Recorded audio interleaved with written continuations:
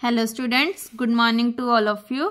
आज हम linear transformation and matrix transformation का क्वेश्चन नंबर 5 करेंगे। This is most important question.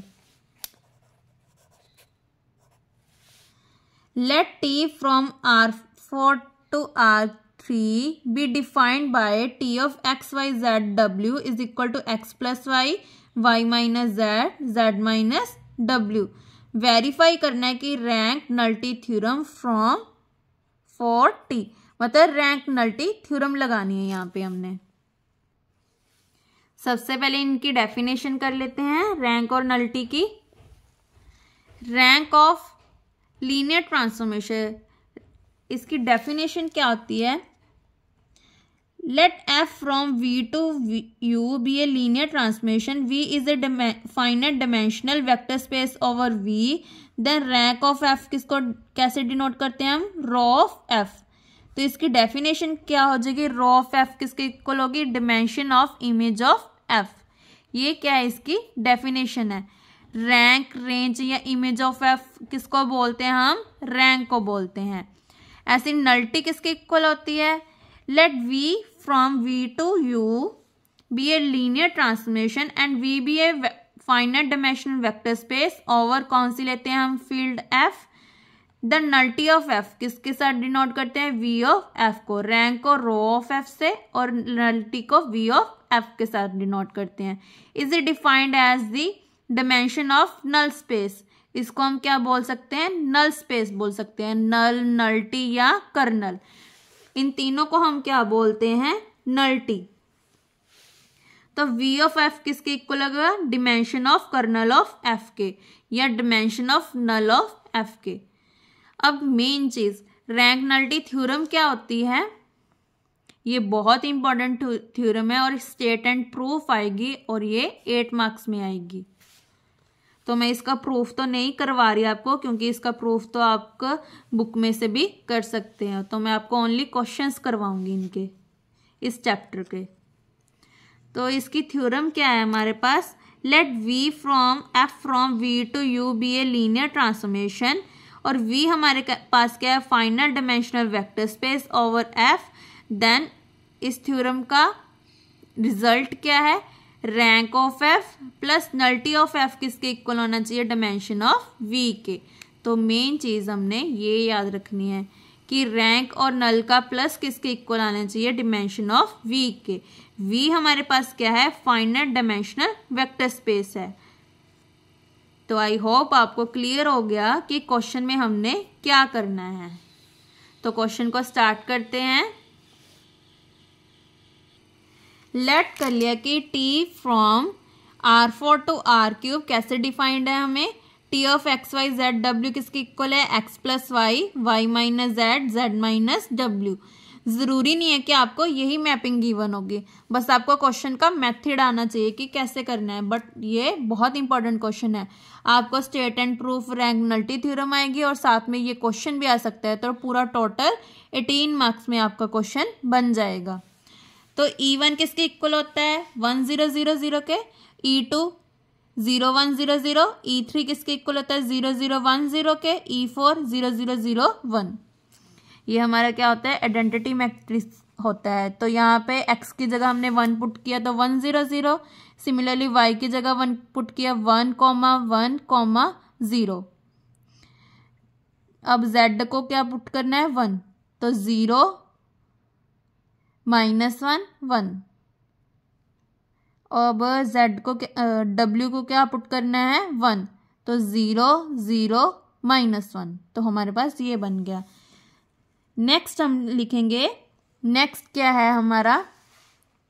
Since range space RT is spanned by T of E1, T of E2, T of E3, T of E4। क्योंकि हमारा range space किससे बन रहा है? E1, E2, T of E3 और T of E4 से। Therefore हमें क्या चेक करना पड़ेगा? इंडिपेंडेंस चेक करना पड़ेगा इस मैट्रिक्स का। तो इसके लिए हम क्या करेंगे? एक्लन फॉर्म बनाएंगे। तो इसकी एक्लन फॉर्म में क्या करते हैं? ये सभी को क्या कर देते हैं? 0 बना देते हैं। जैसे डिटर्मिनेंट से नीचे नीचे को क्या बना देते हैं? 0 बना देते हैं हम। एक्लन फॉर्म मतलब आइडेंटिटी मैट्रिक्स बना देते हैं, जो कैसा होता है, जैसे 2x2 फॉर्म का क्या होगा, 1 0 0 1, इसको हम आइडेंटिटी मैट्रिक्स भी बोलते हैं। ऐसे अगर 3x3 की है तो हम क्या बनाते रहते हैं, 1 0 0 0 1 0 0 0 1। तो हमें जो गिवन है उसको हम क्या लगाएंगे, रॉ ऑपरेशंस लगाएंगे। यहाँ से कैसे बनेगा मैट्रिक्स, 1 0 0 1 1 0 0 -1 1 और 0 0 -1, तो ये बन गया। यहाँ पे हमने ऑपरेशंस लगाए, ये तो आपको आता है जो हम छोटी क्लासेस से करते आ रहे हैं +2 से। तो रॉ ऑपरेशन से हमारा बन गया ये एक्लन फॉर्म बन गया। तो हम क्या लिखेंगे, non zero rose of एक्लन form of A R linearly independent. जो हमारी ये हैं, ये हमारी क्या है, लीनियरली इंडिपेंडेंट है, क्योंकि ये हमारी क्या है, नॉन जीरो रोज है, बट ये हमारी क्या है, जीरो रो है।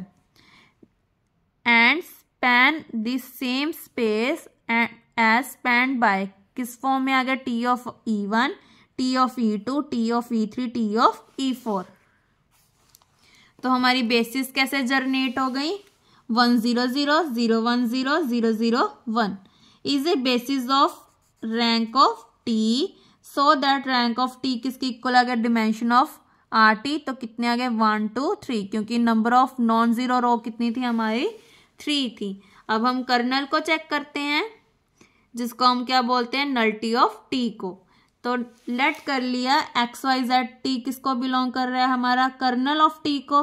Then T of XYZ W क्या आ जाएगा, 0 0 0, क्योंकि ये किसको बिलोंग कर रहा है, कर्नल F को। तो और F ऑफ XYZ किसके इक्वल आ जाएगा, हमारा 0 0 0 के, क्योंकि XYZ हमारे तीनों क्या हैं, 0 0 हैं। तो यहाँ पे पुट करेंगे तो तीनों हमारी टर्म्स क्या आ जाएंगी, 0 0 0 आ जाएंगी। अब यहाँ पे ये टर्म एज इट इज, यहाँ पे आ गया 0 0 0। ये क्या, इसकी डेफिनेशन है कर्नल की।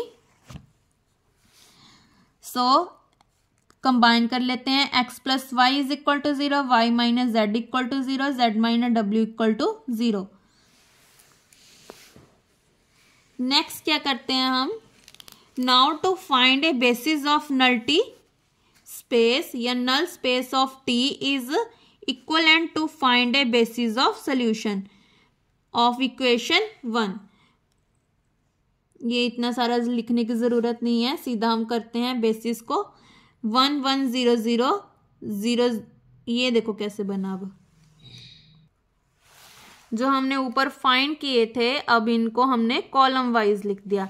पहले हमने रो वाइज लिखा था, अब हमने इसको कॉलम वाइज लिखा, 1 0 0। नेक्स्ट क्या आएगा, 1 1 0। Next is 0 -1 1, 0 -1 1। Last is 0 0 -1। पहले इसको रो फॉर्म में लिखा था, अब हम इसको कॉलम फॉर्म में लिख दिया। ये पहली क्या बन रही है, एक्लन फॉर्म बन रही है। एक्लन फॉर्म मतलब जो ये चीज होती है, इसको हम क्या बोलते हैं, एक्लन फॉर्म बोलते हैं। इसमें जो ये वाले टर्म है इनको माइनस करने की जरूरत नहीं है। इसको हम क्या बोलते हैं, आइडेंटिटी मैट्रिक्स। ये देखो ये सारे टर्म्स हमारे बन गए ना 0, तो इसको हम क्या बोलेंगे, एक्लन फॉर्म। जैसे ये चीज है ना, तो इसके नीचे वाले हमारे सभी रोज क्या बनने चाहिए, 0 0 फॉर्म बननी चाहिए। सिमिलरली यहाँ पे भी हमारा डायगोनल को छोड़ के बाकी सारे क्या होने चाहिए, 0 0 बनने चाहिए। तो ये भी हमारी एक्लन फॉर्म बन गई। उसके बाद हमने क्या लिखा, the system of equation have, यहाँ पे 4 × 3 किया तो 4 - 3 = 1। तो 1 लीनियर इंडिपेंडेंट सोल्यूशन बन गया हमारा। क्योंकि कैसे निकालते होते हैं हम, n - r निकालते हैं। तो n कितना है, r की पावर 4, मतलब n हमारा 4 है। और नॉन जीरो रोज कितनी है, 1 2 3, तो ये कितनी है 3, तो 4 - 3 = 1। तो इस यहाँ से हमारा 1 लीनियरली इंडिपेंडेंट सोल्यूशन बन गया। So that the basis of kernel T has 1 linearly independent vector. तो नल T कितना आ गया हमारा पास, 1, रैंक कितना आया था ऊपर 3, 3 + 1 = 4, तो ये किसके इक्वल आ गया, डायमेंशन ऑफ r⁴, क्योंकि ये भी 4 के इक्वल आ गया। तो यहाँ से हमारी थ्योरम वेरीफाई होती है। Rank of t plus nullity of t किसके इक्वल आ गया, डायमेंशन ऑफ v कितना है हमारे पास, r⁴। तो ये बहुत इंपॉर्टेंट क्वेश्चन है जो आपको 8 मार्क्स में आ सकता है, और ये जो इसकी थ्योरम है वो भी आपको 8 मार्क्स में आ सकती है, state and proof. Thank you. Next video में हम क्वेश्चन नंबर 6 करेंगे।